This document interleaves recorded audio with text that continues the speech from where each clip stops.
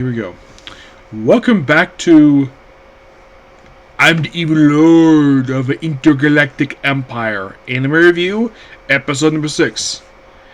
Yeah, this is another one basically I'm making an announcement for. It's the 12th season. Yep.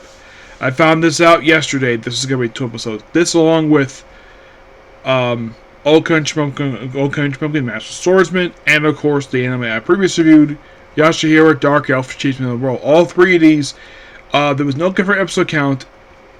As a week ago, there was no confirmed. And then yesterday, 2 episodes. Okay, fine.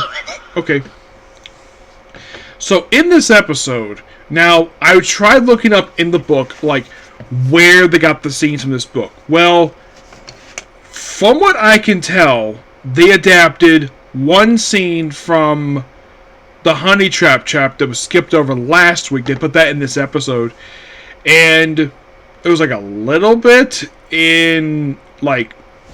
So, here's what they adapted from what I can tell. Excuse me. They adapted what pretty much remained for the Honey Trap chapter. I think a little bit even... I don't think even Merchants. I'd say a little bit of Treasure and Princess Knight, and that's mostly it per se. So here's kind of what happens in this episode. So we started with Gauze. He's the pirate guy. By the way, Christina is not in this episode. This actually is the first episode she's not featured in. Well, there's a reason for that. We'll find out next week. This next episode is called Princess Knight. So we basically have Gauze where it's like, he captures some nobles that work for him, that then basically it takes the stuff, and then they proceed to have his ship. He destroys their ship, like he needs some fireworks, so destroy the ship and goes off to a portal to go to the Brentfield domain because he knows about them now. So in the case of Liam, he gets the ships that he was promised last episode, which that was from the chapter. He gets that. They actually cut out a character from here. Do not know why he's not featured in this episode. There was this general who was forced out of service because, get this, it was in the book that this particular general had exposed this noble of wrongdoing who was his commanding officer.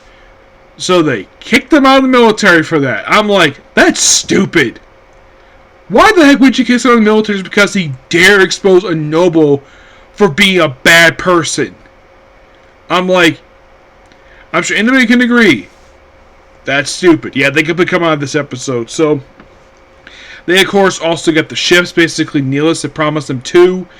And this is a little from the Honey Trap chapter. And then, of course, let's look at the pirate ship, which they do. And it's got technology not used by the Empire. And so they go to the bridge, which has like a steering wheel, which he wants on his ship, which, okay, it'd be waste time, but he don't waste time. Then he notices, there's a little dog here, which that's actually a section from the Princess Knight chapter they decided to put in here, where this creature, whatever this thing is, leads into a room, which turns out to be the navigation room, and it shows like detailed reports of where the heck the ship was, including possibly with the secret base, and of course he first Treasure Island, of course. Excuse me, so he's basically details his plan. Go to Treasure Island. By the way, also Brian himself is not in the episode. Brian is Liam's butler. He is completely absent from the episode. Yes, they pretty much basically have early on the first 2 episodes. And then, like, for these last couple, it's like he's reduced to a cameo. Despite the fact he has a slightly bigger role in the book. Also, the one thing the anime does not show, basically, of Liam remodeling his mansion. I thought at some point they would show that in the anime, but they haven't showed that at all. So, then Liam, with his fleet, proceeds to go to Treasure Island, go to this Demonicus gate, but they can't go through because they have to pay a toll. So, he's like, I pay to get back, and of course trying to get a line of credit, which then he goes to the person, chats with him, and then just by sheer coincidence, Gauze is at a different port. I believe that Liam mentioned he's at the Damocles port. Gaz is a different gate. The Pro Gate. Now I see these gates in the anime. It reminds me a lot of the Super Gate that was seen in Stargate SG-1 Season 9. Those who know what the Super Gate is.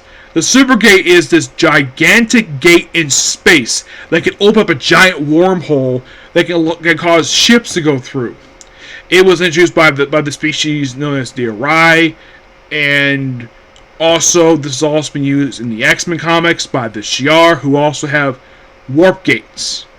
So, not unusual that you have a sci-fi series and you have something like this. It just, by appearance-wise, it just reminds me a lot of, like I just mentioned, reminds me a lot of the Supergate.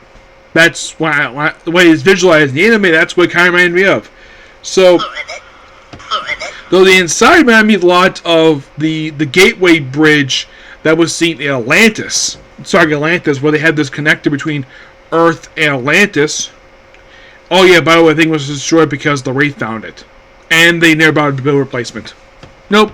It's like, yeah, we're not going to build it again. Despite the fact, basically, it was a really cool idea. Yeah, I could basically talk about Stargate SG-1 all day because I really enjoy the franchise. It's a shame Universe basically went the way it did. And it's been rumors of a reboot since then. So, and of course, basically, somehow, the cause has been bribing the people here at this particular gate. Like, ooh, enjoy yourself. Basically, it's implied that he's giving him slaves or something like that. Use payment. And then, in order to feign ignorance of the fact that pirates are using a warp gate, he orders all his men, go on break. And then, just by sheer coincidence, Liam follows the dog that was on the pirate ship, goes to the control room, redirects Gaz's ships to an Imperial practice field, and then he proceeds to get on the ship. Of course, he got line credit from the seventh weapons factory, which, because basically they have a lot of pull. Now, they do explain that they've lost a lot of basically trust in the Empire because basically they're dead, which is true from the book itself. And the one thing they do cover from the anime is the fact that they've been slowly paying back their taxes they owe, which is probably a lot. Now, as for why they owe so much debt, the book does not really go into detail about that at all.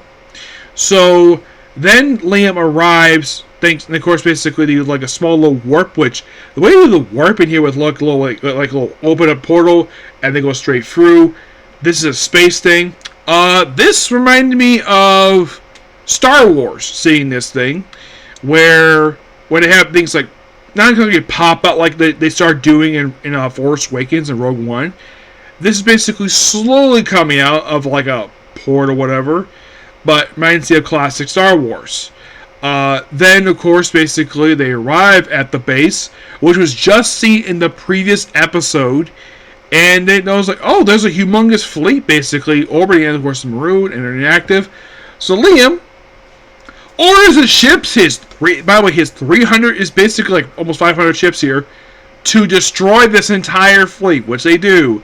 And then he sends out basically the Avid, he gets in that, destroys basically more knights, and he's like, yeah, have the knights basically mop with the rest, while he goes to his treasure island, end of the episode. Yeah, really exciting here, and looking forward to basically Liam versus Gaz, which that takes up a lot of the second half of this book. Which it seems like the moving of stuff from the book that happens later, early on in this particular thing. Now, do I think that by the time we wrap this season up, they're going to finish out book 1? Yes. Yes, I definitely think we will, because book 2 basically has Liam going to Academy. Which, of course, you're thinking, now, for me anyways, this only happened 1 hour at a time, where the very next book is like, oh, he goes to school.